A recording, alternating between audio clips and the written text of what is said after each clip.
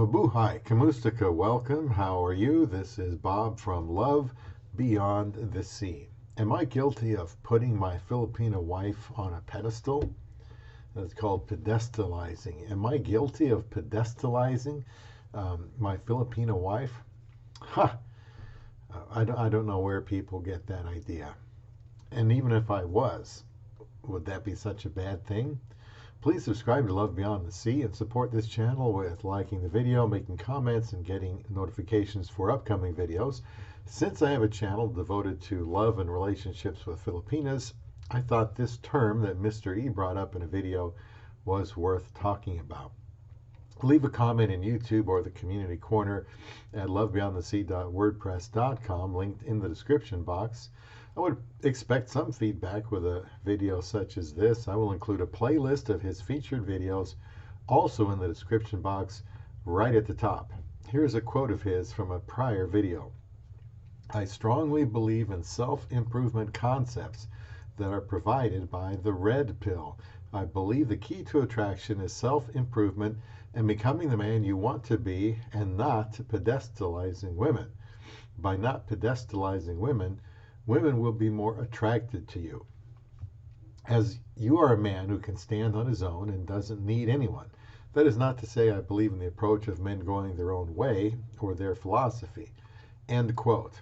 Now, I admit I think very highly of my wife, and I appreciate her very much, and I endeavor to express that to her. But if someone does that, are they pedestalizing, putting her on a pedestal? I asked Mr. E for clarification on this. He says, when I say not to pedestalize women, you as a man make her work for it and realize you're the prize, not her. And he said, I expect to be flamed for this statement.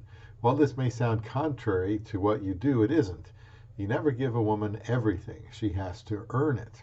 Where's the challenge in her eyes?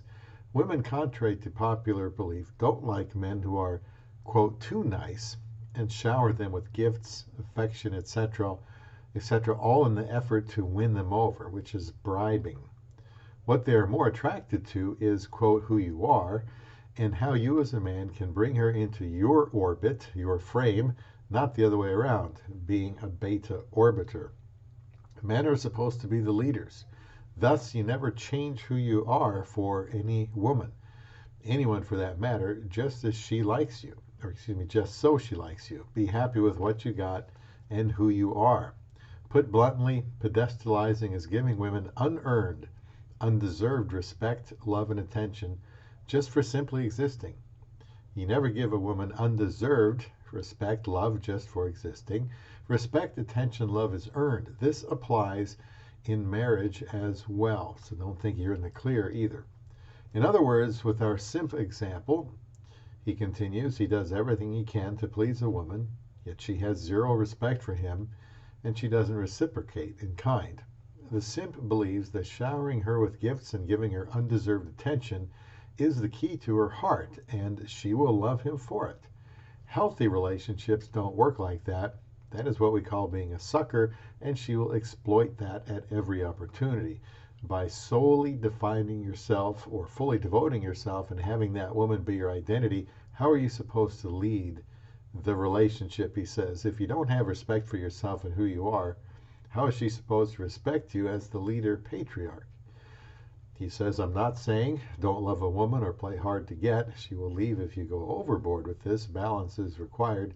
What I'm saying is make her work for it and realize that if she isn't delivering, she is replaceable, as there is another woman who will gladly step up and be, quote, your woman.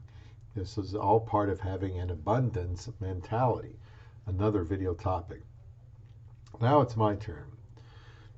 I actually differ from Mr. E on one thing, in that I think that the Filipina is the prize. In fact, I will link a video in the description box that I made about that. I've been very generous with Isa. However, I proposed to her in only 18 days. We got married 9,800 miles away in the Philippines in only 54 days. We got married fast, and I wanted to be good to her right away. In my case, I became generous to her since I was her husband, not because I was hoping to get her to love me. Really, our respect, attention, and love has grown from almost a flat-footed start on May 10th of 2015 when we got married. I have never considered my role or my behavior in our marriage to correlate with my wife's. I don't wait for her to reciprocate respect, love, and kindness. I lead the way, and she has responded. Mr. E isn't here to respond to my comments, but I did want to give her, as he said, undeserved respect, love just for existing, in the sense that we all act unlovingly at times in our marriage, and loving anyway has a powerful effect. Since we got married so quickly, neither one of us had much of an opportunity to earn anything. We were high on trust. I know what Mr. E means, though. I just want to be clear that both me and my wife are going to blow it once in a while, and we need the other to overlook some of our bad moments. Mr. E also stated, quote, respect, attention, love is earned, which I agree with respect and attention. Again, he isn't here to go into more detail at this time, but my definition of love comes from 1 Corinthians 13, 4 through 8, and I believe God commands people to love. In fact, the Bible says to love your enemies, bless them that curse you, do good to them that hate you, and pray for them which despitefully use you and persecute you. It's quite a statement in Matthew 5:44, and this statement came from Jesus himself, who was love personified. Maybe women do dislike a man who is too nice and showers her with gifts and attention in an effort to win her over. Maybe they sense some desperation, or maybe even a lack of genuineness. I guess I can see that. But again, in our situation, we were married very quickly. I wanted to establish the kind of husband I was going to be. I wasn't in a situation to shower her with gifts and such, and she resisted support, early on. I believe because she wanted me to know she was a very capable woman who wasn't looking for a handout. Mr. E also made the comment, by solely defining yourself or fully devoting yourself and having that woman be your identity, how are you supposed to lead the relationship? If you don't have respect for yourself and who you are, how is she supposed to respect you as the leader patriarch? I certainly agree with that statement. We're talking about pedestalizing, and I agree that as the man, the husband, I am the leader of our relationship. If she senses that I'm doing it as a slavish way of showing neediness, that would be a turnoff and would be taken advantage of, most likely.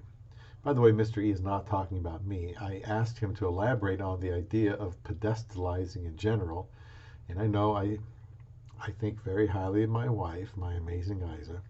To be the leader of the relationship, I must have her respect, and I do want to earn it. In our case, it is by being the person I told her I would be when we got married so quickly. I needed to make it perfectly clear to her that I was not making empty promises. As a Christian, I have tried to establish our biblical roles and fulfill them. I do shower her with praise and even have a video about that. I will link for you in the description box called How to Praise Your Filipina Wife. It comes from Proverbs 31 and the Virtuous Woman. I appreciate that he said, by solely defining yourself or fully devoting yourself and having that woman be your identity, how are you supposed to lead the relationship? Something I told my wife when I married her was that my priorities were going to be God, her, then myself. She was not number one in my life. God was. The Bible also says to esteem others better than yourself. So she was second, and I ended up last. And I don't prioritize her higher than myself in order to butter her up. Rather, to establish that I esteem her very highly, and she doesn't have to be perfect to please me. I wanted a wife for a long time, about 30 years, to no avail. I could have entered March of 2015 with a very negative view of women, but by the grace of God, I persevered. A couple of months later, was married to a lovely Filipina with character. Of course, my wife knows she could take advantage of my generosity, but she hasn't. I consider her a devoted wife and a great companion. As time goes by, I appreciate her more and more and realize how much I need her. And I don't mind talking about it. Mr. E also concisely defined red pill, blue pill, black pill, purple pill, and the brown pill. I wanted to focus a little bit on the topic of pedestalizing today. Since people think I pedestalize my wife, these attitudes and mentalities affect relationships, which is why I want to introduce them to my viewers, and I hope you learn something. And by all means, leave comments to this video, again in YouTube or the Community Corner message forum. I do admit to wanting to be a great blessing to the woman who became my love beyond the sea.